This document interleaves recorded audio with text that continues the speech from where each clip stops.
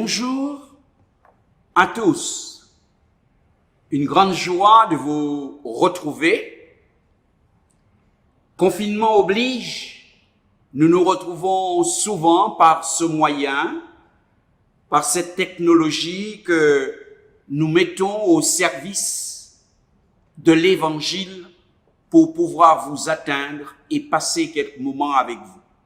Et encore aujourd'hui, comme les fois précédentes, nous avons simplement l'objectif de pouvoir nous édifier, nous arrêter un moment sur la parole du Seigneur et tirer un enseignement pour notre foi, tirer un enseignement pour notre compréhension, comprendre quelque chose avec une plus grande profondeur dans les Saintes Écritures.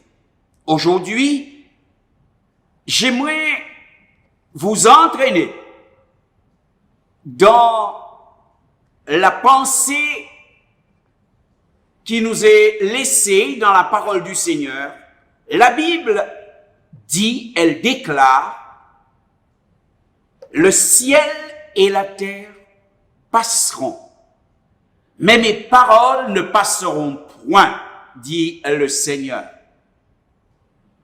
Le monde, avec tout ce qu'il renferme, connaîtra bien des moments bouleversants ou des moments d'euphorie, des moments de grande réussite, ou alors des moments d'inquiétude, comme nous en connaissons aujourd'hui.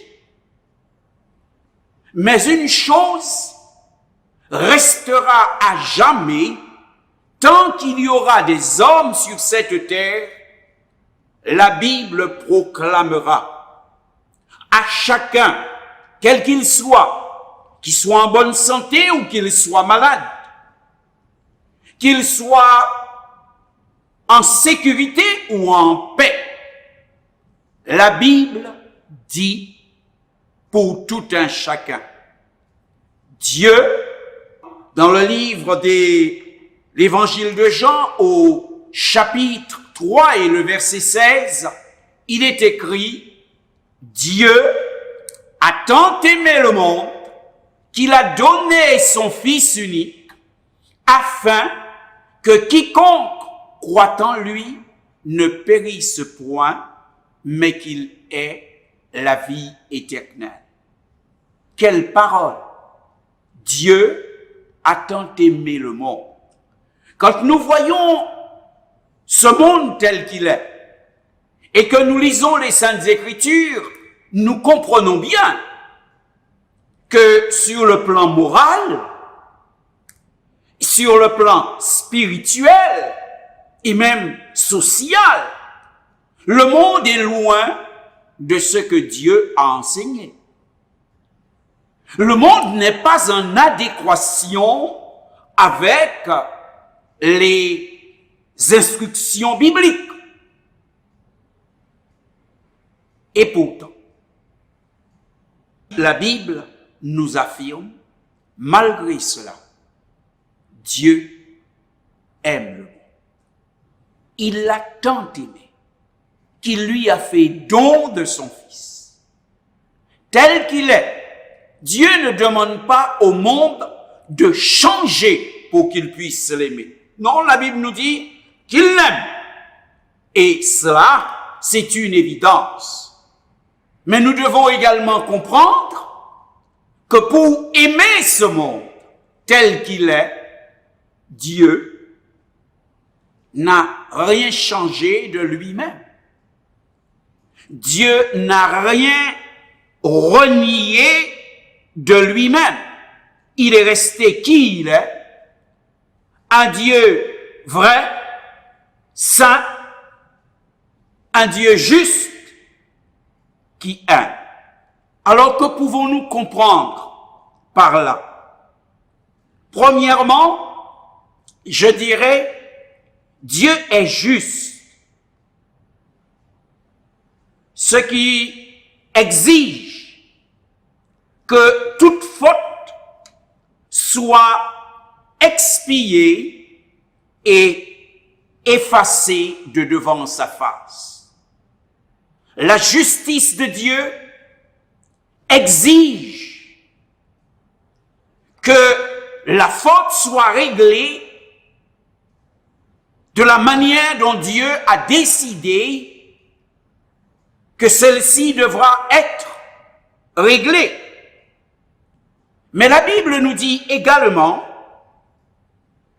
Dieu est amour et compassion.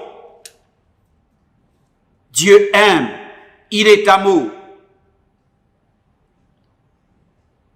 En considérant cela, nous pourrons dire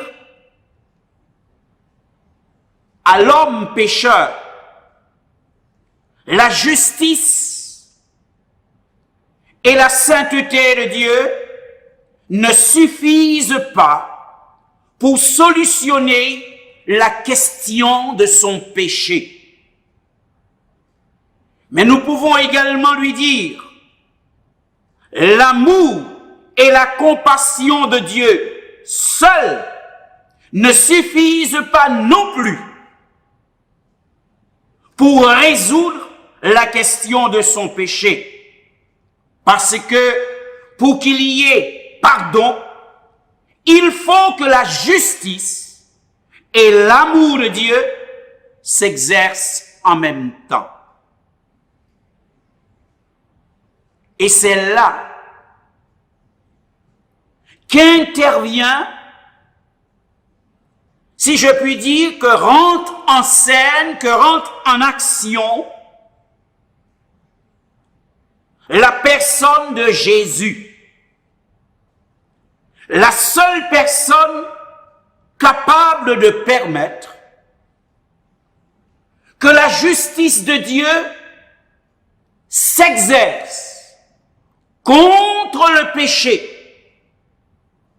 C'est-à-dire que le péché commis soit jugé et expié par la législation, la loi divine, la loi parfaite de Dieu qui dit le salaire du péché, c'est la mort. C'est en Jésus seul que cela se réalise, que le péché commis soit jugé comme il le mérite, et ça quel que soit le péché, quelle que soit sa nature. C'est cela l'œuvre de la croix. Mais il est aussi la seule personne qui permette que dans le jugement que Dieu exerce sur le péché, l'amour et la compassion de Dieu s'exercent en faveur du coupable. Je disais donc, c'est cela l'œuvre de la croix. Dieu se prononce contre l'acte du péché, quelle que soit sa nature, mais il se prononce en faveur du péché, quel qu'il soit. C'est pourquoi la Bible dit, Dieu a tant aimé le monde qu'il a donné son Fils unique, afin que quiconque croit en lui ne périsse point, mais qu'il ait la vie éternelle. J'ai dit que c'est cela l'œuvre de la croix. En mourant à la croix, Jésus a permis la réalisation de cette chose. Dieu condamnant le péché, mais faisant grâce aux pécheurs. Et nous pouvons déclarer, alors que Jésus est l'indispensable, sans lui, pas de pardon. Parce que c'est à cause du sacrifice qu'il a accompli à la croix, à cause du sang qu'il a versé, que le péché de l'homme peut être pardonné, mais c'est aussi à cause de ce sacrifice de la croix que la bonté, que la miséricorde de Dieu peut donc s'exercer envers l'homme pécheur et coupable. C'est pour cela que sans Jésus, il n'y a pas de pardon. Il est donc l'indispensable. Jésus ne peut être comparé à une religion. Jésus ne peut être comparé à une philosophie.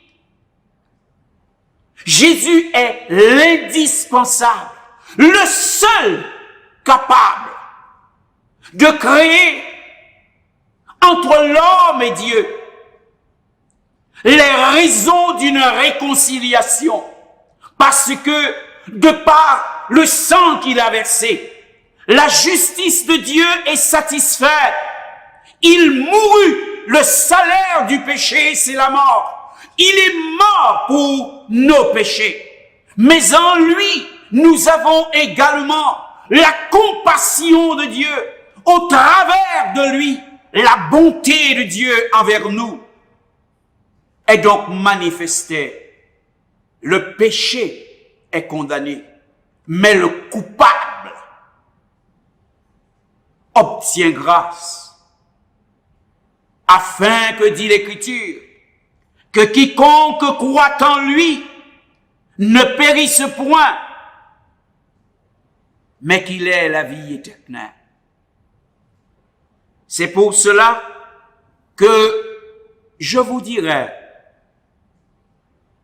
en Christ, l'homme ne peut pas prendre uniquement le pardon, ou il ne peut pas vouloir uniquement la réconciliation. Il lui faut les deux, le pardon de ses péchés et la réconciliation avec Dieu. Et cela, seul au travers de Jésus-Christ, cela peut se réaliser pour lui. C'est pourquoi la Bible déclare, il y a un seul médiateur entre Dieu et les hommes. C'est Jésus-Christ. C'est le seul intermédiaire pouvant plaider notre cause, pouvant nous apporter l'assurance du pardon de nos péchés, pouvant alors combler le fossé de l'abîme qu'il y avait entre Dieu et nous. C'est pourquoi Jésus pouvait alors déclarer avec force, avec autorité, le Fils de Dieu n'est pas venu pour condamner le monde, mais pour que le monde soit sauvé par lui.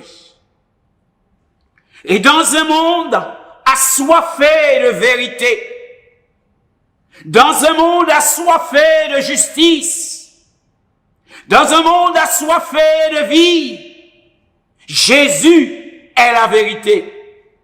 Jésus est la vie. Et il dira lui-même, le concernant, lorsqu'il parlait aux Juifs, il leur dira, Moïse ne vous a pas donné le vrai pain venant du ciel, mais mon Père vous le donne. Car le pain de vie, c'est lui, Jésus, qui est descendu du ciel. En conclusion, je voudrais te dire, c'est le moment favorable, dit le Seigneur. C'est le temps pendant lequel Dieu exauce. Ce jour est un jour de salut, un jour de secours, je dirais un temps favorable pour l'homme, pendant lequel son péché peut être jugé, mais lui, il peut être pardonné. À la croix, son péché a été jugé. Christ est mort pour cela. Il a donné sa vie, mais pas seulement pour cela. Si c'est seulement ce que nous trouvons en Christ et que cela ne devait plus faire rien de plus, oh combien nous serions malheureux. Mais le sacrifice, l'œuvre de Jésus est une œuvre complète. D'un côté, s'il satisfait à la justice de Dieu, et de l'autre, il permet à l'amour, aux compassions, aux bontés de Dieu de s'exercer avec nous. C'est pourquoi la Bible nous dit, il n'y a de salut en aucun autre, car il n'y a sous le ciel aucun autre nom qui ait été donné parmi les hommes et par lequel nous pouvons être sauvés, sinon seul le nom de Jésus. Personne d'autre ne peut être un médiateur entre Dieu et nous. Personne d'autre ne peut permettre et n'a permis que Dieu soit satisfait dans sa justice et soit satisfait dans la manifestation de son amour. Personne d'autre n'a permis que le péché soit condamné et que le péché soit condamné et que le coupable soit pardonné. C'est pourquoi vous avez besoin de Jésus. Il vous est indispensable. Jésus n'est pas là pour procurer de l'argent. Jésus n'est pas là pour nous conduire ou nous emmener vers une autre religion. Il est là pour permettre à chacun de retrouver une véritable relation avec Dieu. Il est là pour permettre à chacun d'avoir pour son profit la grâce et la bonté de Dieu.